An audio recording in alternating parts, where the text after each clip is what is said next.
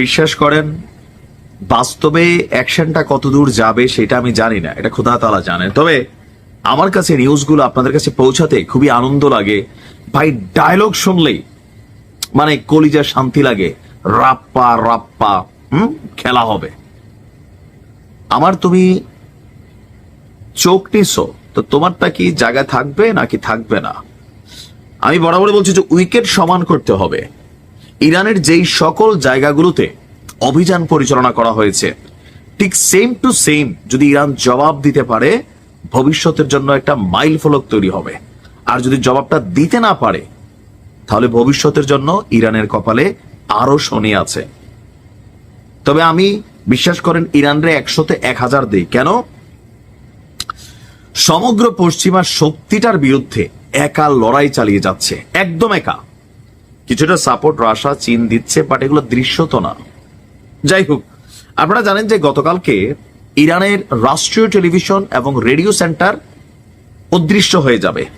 ইসরায়েলের পররাষ্ট্রমন্ত্রী ইসরায়েল কাজ সেই কথা বলার কয়েক ঘন্টা পর কিন্তু ঘটনা ঘটলো। ইরান কি করতেছে? ইরান বলতেছে আমাদের টেলিভিশন ঘুরাইছো, তোমাদের একটা না ডাবল ঘুরানো হবে। ইসরায়েলের চ্যানেল 12 এবং চ্যানেল 14 এই দুইটা টেলিভিশন প্রতিদিন বিভিন্ন ধরনের উল্টা পাল্টা নিউজ দিয়া ইরানকে বিভ্রান্ত করে, পশ্চিমা বিশ্বকে বিভ্রান্ত করে, আরব রাষ্ট্রগুলোকে বিভ্রান্ত করে। আর এই দুটি টেলিভিশন চ্যানেলকে গুড়িয়ে দেওয়ার ঘোষণা দিয়েছে ইরান। চ্যানেল দুটির কার্যালয় থেকে অলরেডি বেসামরিক লোকদেরকে সরিয়ে নেওয়ার জন্য নির্দেশ দিয়েছে ইরান। এটা খুবই ভালো কাজ করছে। কেন? টেলিভিশন সেন্টারে যারা কাজ করে তারা কিন্তু বেসামরিক মানুষ, সামরিক না। পেটের তাগিদে, জীবিকার তাগিদে কাজ করে। যেমন ইরানের যে টেলিভিশন, রাষ্ট্রীয় টেলিভিশনে হামলা চালানো হয়েছে, সেখানে কিন্তু 5 থেকে 7 জন মানুষ মারা গেছে, যেটা নিয়ে ইরান কিন্তু একটা পয়েন্ট পাইছে। আর ইরান এখন করতেছে কি, আগে ভাগে জানাইয়াই, আমার মতে যে আগে জানাইয়া যখন আপনাকে ঠুইকা দেওয়া হয় সেটাকে বলা হয় যে সক্ষমতা, যেটা ইসরায়েল অনেকাংশে দেখাচ্ছে। আগে বলতেছে তারপর করতেছে। সেম স্টাইলে ইরান এবার আগেই ঘোষণা দিছে যে আপনার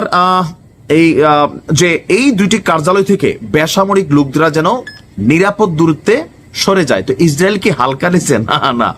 ইরানের এমন ঘোষণার পর ইতিমধ্যেই ইসরায়েলি কর্তৃপক্ষ চ্যানেল দুটির সদর দপ্তরকে খালি করার নির্দেশনা দিয়েছেন। আর আশঙ্কা করা হচ্ছে যে কোনো মুহূর্তে এই দুইটা টেলিভিশন চ্যানেলে সুনির্দিষ্ট পাঠাকার মাধ্যমে অভিযান চালাবে ইরান। আমি দেখার অপেক্ষায় আছি। বইলা কইয়া শত্রুপক্ষকে সময় দিয়া তারপর যখন আপনি সবগুলা জাল ছিদ্র কইরা আইসা আপনি আপনার অভিযান পূরণ করতে পারবেন, দেন শত্রুদের কাছে বার্তা যায় জিনিস আছে।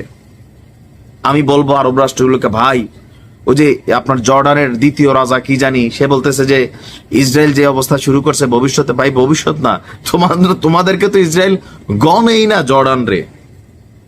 আমি বলছিলাম না প্রথমে যে দুইটা লড়াই হয়েছিল আরবদের সাথে, তো ওই সময় দ্বিতীয়বার জর্ডান কিন্তু লড়াইয়ে সামিল হয়েছিল তৎকালীন প্রেক্ষাপটে, কিন্তু উল্টো জর্ডানের 40% ভূমি ইসরায়েল দখল করে নিয়েছিল তখন। তো পরে ছাইরা দিছে কেন? এটা চুক্তি হয়েছে আমেরিকার মধ্যস্থতায় যে জর্ডানের ভূমি ব্যবহার কইরা ইসরায়েলি কেউ কখনো অভিযান চালাইতে পারবে না, জর্ডান এটা হইতে দেবেন এই চুক্তি। এখন দেখেন পরের টাকা দিয়া নিজেদের সেফটি তৈরি করে ফেলছে।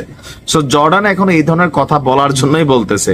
কার্যত ইসরায়েল মোসরা দিলে ফিলিস্তিনের পরে প্রথম ভূমিটাই কিন্তু জর্ডানের, যেখানে নিজেদের ফৌজ তারা সেনাবাহিনী মোতায়েনও রাখছে, যে কোনো মোসরা দিয়ে নিয়ে আসবে। ঐক্য করা দরকার। কে গড়বে, কার মাধ্যমে গড়বে, কিভাবে গড়বে জানি না, তবে দরকার। যদি ইরান ব্যর্থ হয় সব শেষ হয়ে যাবে। ভালো থাকুন। আসসালামু আলাইকুম।